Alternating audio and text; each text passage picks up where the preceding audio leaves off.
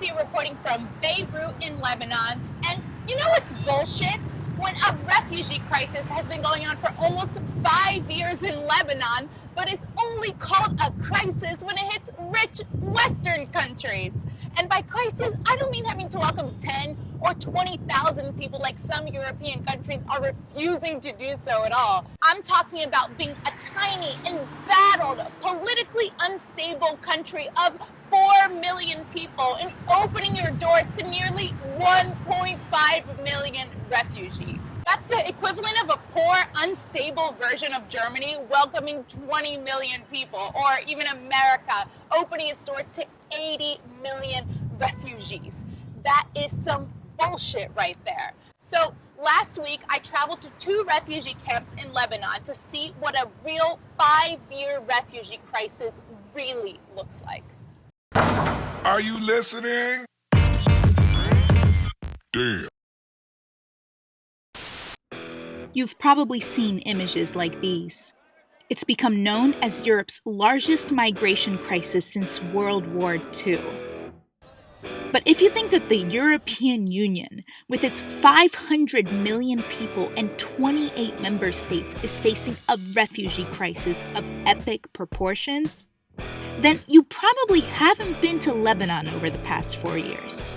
1 in every 4 persons in Lebanon is a Syrian refugee, which means that this small, volatile nation has more refugees per capita by far than the rest of the entire world. Before the Syrian crisis, we had our economical issues, our political situation, we had our own hardships. Everything from jobs to electricity to waste and health services, all things that the government could barely deliver before the crisis, have predictably gotten even worse. Which tends to happen if you add 1.5 million extra people to a country smaller than the American state of Connecticut. So imagine we had a 4 million population and an influx of 2 million refugees. Imagine the increase of the garbage, so the increase of the use of electricity and even water and everything. More electricity, there's nothing. It's not even oppressive. Some say that it's a country on the brink. That means that tensions between poor Lebanese and Syrian refugees have, at times, reached a breaking point. She is my mom. She go every day to south to work and give us what we need.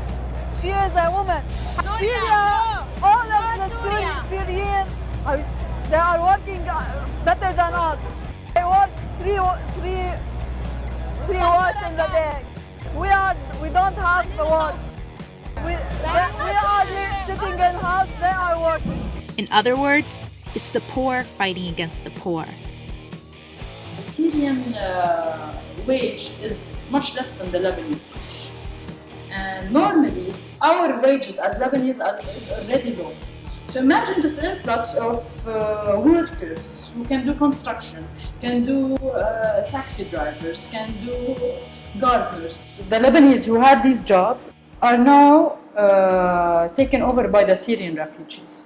While the World Bank does estimate that just last year the Syrian crisis has cost the Lebanese economy nearly $7.5 billion, critics say that this number exaggerates the negative effects of the crisis and doesn't account for things like increased consumer demand due to the massive refugee presence in Lebanon.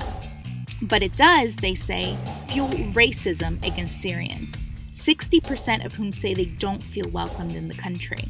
Yeah, in Lebanon. 6 million, 7. 6 million. All Syria from Syria come to Lebanon. Just in Lebanon. But aren't they all in security? need? No, they are not. They are not. Believe me, it's not wise to encourage the Syrians to leave Syria.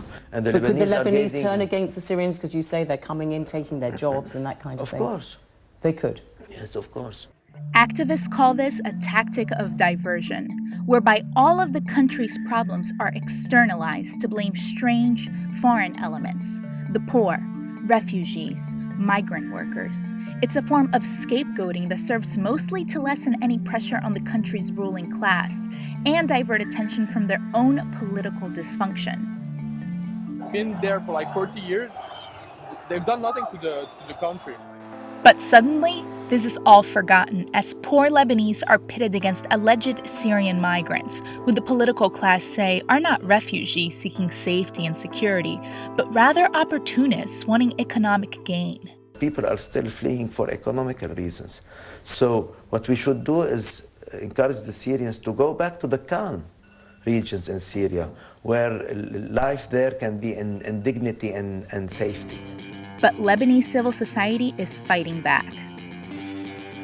هلا انه عن جد الحق على سوري اللي جبرته ظروفه يشتغل محله بساعات اكثر ومعاش اقل، او الحق على اللي عم بيشغله اللي بده يربح على ظهره، او اصلا الحق على الدوله اللي مش عامله قانون عمل يحمل الموظفين.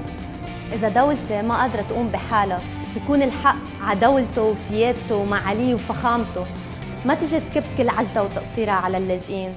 عيب. The international community, however, has been accused of both failing Lebanon and the Syrian refugees.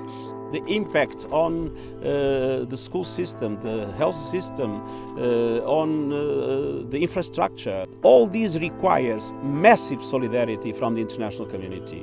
And Lebanon has the right to ask the international community to share this burden. But after a massive cutback in funding by the World Food Programme and the UN due to unmet donor funds, the Syrian refugees are struggling to live on $13 per month, being unable to return home and merely waiting it out in Lebanon, like this family I met in Saida in the south of the country.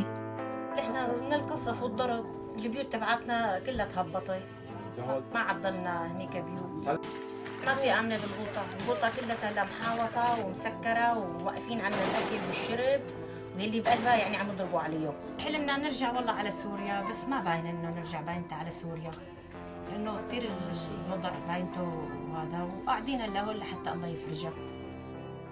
Another town I visited, Bar Elias in the Bekaa Valley, has been struggling to absorb one of the highest concentrations of Syrian refugees in all of Lebanon. Bar Elias, where a lot of the Syrian refugees are living right now in tent shackles, depending on international aid to survive. They used to be a town of about 40,000 people. Now they are 110,000, 70,000 of those are Syrian refugees. I was soon warmly received by 10-year-old Fatima and her family. ما عاد ما في يعني شغل ما في شيء مشان نعيش الأولاد بس هيك. They are originally from the province of Idlib, which was recently seized by al-Nusra, the al-Qaeda branch of Syria. And while there has been widespread tension between Syrians and Lebanese in Bar Elias, Fatima's family's experience has been a bit different. حرام يعني إحنا هون ما حدا حكى معنا حرام يعني بس في قليل يعني ناس هيك بتنظرها نظرة مش منيحة بس الأغلبية يعني حرام جيراننا كثير كويسين معنا حرام يعني لا الحمد لله منيح حتى عطينا مية حلوة كذا مثلا يعني منيحين معنا يعني. But after 5 years of keeping its borders open, the Lebanese government has stopped registering refugees. It has also made it almost impossible for Syrians to work legally and to move and live freely.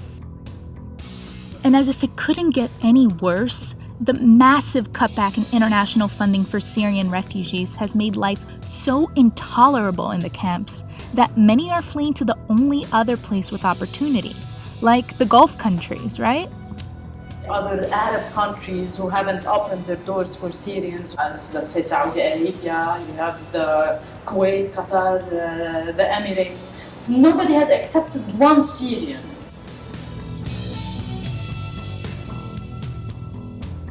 On the contrary, sometimes they're pushing Arabs outside of their own countries. So the only other option becomes Europe, like for 18-year-old Ahmed.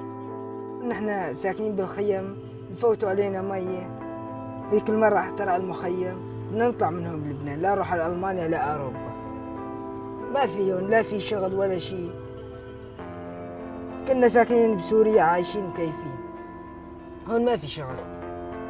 And all they dream of is returning to the place they once called home. نرجع أضيعتي وعلم ولادي بالبيت عندنا. We hope to go to Syria. He wants to go back to Syria. سوريا حلوة حلوة. حلمي الأولاد إنه بعلمهم وبيصيروا أحلى مني يعني وما يتعذبوا الحياة مثل ما تعذبنا إحنا هيك يعني بس. And though only 30% of Syrian children in 2013 were able to go to school because of overcrowding, Mohammed's daughter Fatima shares the same dream. Is أطفال صغار read and write أنا. Lebanon no read. سوريا read and write.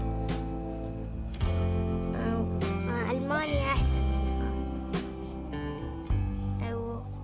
كمان سوريا أحسن من ألمانيا بس ما فينا نرجع سوريا. ما بدي أسافر على أوروبا. كل العالم بدها تسافر على ألمانيا. ما حد بده يضلها. Fatima was not only my director there who spoke some English as we communicated via Google Translate, but she was also a symbol of what most Syrian refugees are looking for: safety, opportunity, the chance of a better life. Teacher. You want to be teacher? And why? أنا بحب أني أعلم الأطفال الصغار عشان يتعلموا ما بيكون مستقبلهم مثل مستقبلي. إني هلا أنا مستقبلي ما بقعد مدرسة بقعد مدرسة بس ما بعرف أقرأ. هني هلا ما بدي يكون أخواتي مستقبلهم مثل مستقبلي. بدي يكون مستقبلهم بيعرفوا يقروا بيكتبوا بيعرفوا يقروا إنجليش وبيكتبوا إنجليش. Fatima's dreams are not lofty. They're basic human rights that shouldn't be confined to the walls of a refugee camp. And the minute that Western and Gulf countries step up to the plate and realize that this is a global problem that demands more than just photo ops and lip service, then Fatima will get a little bit closer to reaching her dreams that shouldn't even be dreams at all. While there's no easy solution, political leaders need to realize one thing. You cannot expect countries like Lebanon, Jordan, and Turkey to take up a burden that you're not willing to take on yourselves, because that's some bullshit. 2, 3, 4, 5, 6, 7, 8, 9, 10. I'm Alicia reporting from the Bekaa Valley in Lebanon, and you know what's